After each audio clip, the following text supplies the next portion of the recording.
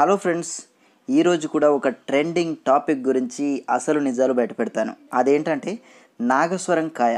ఈ కాయ కావాలని లేదా చెట్టు కావాలని కోట్లు ఇస్తామని ఒక వార్త వైరల్ అవుతుంది. అది పచ్చి అబద్ధం. దీన్ని ఎవ్వరూ నమ్మకండి. అసలు సంగతి చెప్తాను, వినండి.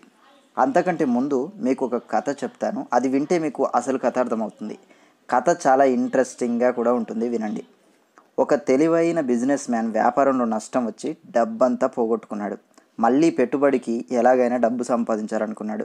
తన అసిస్టెంట్ను వెంటబెట్టుకుని కోతులు ఎక్కువగా ఉన్న ఒక ఊరికి వెళ్ళి గ్రామ ప్రజలందరినీ సమావేశపరిచి, నాకు కోతులు కావాలి, ఒక్కో కోతికి 100 రూపాయలు చెల్లిస్తా అన్నాడు.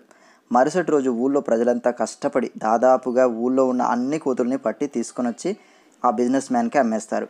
ఆ బిజినెస్ మ్యాన్ అప్పుడు ఇలా అంటాడు, నాకు ఈ కోతులు సరిపోవు, ఇంకా కావాలి, ఒక్కో కోతికి 500 రూపాయలు చెల్లిస్తాను.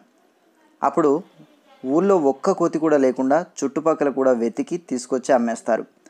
అప్పుడు ఆ బిజినెస్ మ్యాన్, నాకు ఈ కోతులు కూడా సరిపోవు, ఇంకా కావాలి, డిమాండ్ ఎక్కువగా ఉంది కాబట్టి మీకు ఒక్కో కోతికి 1000 రూపాయలు ఇస్తాను అని చెప్తాడు. కానీ లాభం లేదు.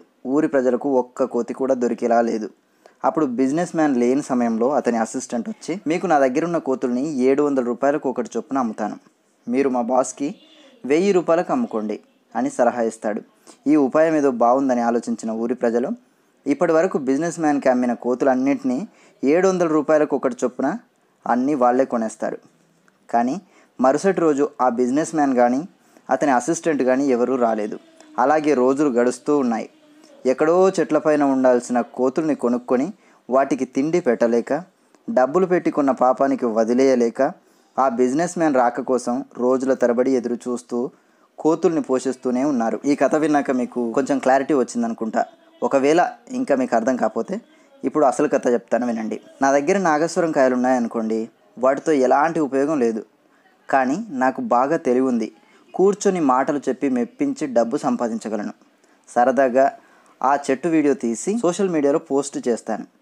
ఈ కాయలు కావాలి, 1,00,00,000 రూపాయలు ఇస్తాను అని పెట్టాను అనుకోండి. అప్పుడు ఈ న్యూస్ ఆ నోట ఈ నోట వైరల్ అవుతుంది. ఎక్కడ చూసినా దీని గురించే వెతుకుతూ ఉంటారు. సరిగ్గా అదే సమయానికి ఈ ఫేక్ వార్తను నమ్మి వీటి కోసం వెతుకుతున్నటువంటి అడ్డదారిలో డబ్బు సంపాదించాలనుకునే ఒక 10 మంది బకరాలని నేను వెతికి వాళ్లకు ఈ కాయలను అమ్మాను అనుకోండి. ఇప్పుడు వాళ్ళు ఎవరికి అమ్మాలి? ఆ వార్త ఎవరైతే సోషల్ మీడియాలో పోస్ట్ చేశారో వాళ్ళకి అమ్మాలి. వాడు రెస్పాండ్ అవ్వడు. అది ఎవరు? నేనే. కాబట్టి రెస్పాండ్ అవ్వను. ఇప్పుడు డబ్బులు నేను వాళ్ళ దగ్గర సంపాదించాను, వాళ్ళ దగ్గర తీసుకున్నాను వాళ్ళకి అమ్మేసి. కానీ వాళ్ళు మాత్రం ఎవరికి అమ్మలేక దగ్గర పెట్టుకున్నారు. వాటిని ఏం చేస్తారు? డబ్బులు పెట్టి కొన్నారు కదా, పడేయలేరు, కాంటాక్ట్ చేస్తూనే ఉంటారు. అవతల వాళ్ళు రెస్పాండ్ అవ్వరు. అప్పుడు ఏం చేస్తారు? సేమ్ ఆ కోతుల కథలాగే ఉంది కదండి, ఇది కూడా సేమ్. కాబట్టి ఇలాంటి మోసాల బారిన పడకుండా ఉండాలంటే తప్పకుండా మీకు తెలిసిన వాళ్ళందరికీ ఈ వీడియో షేర్ చేయండి.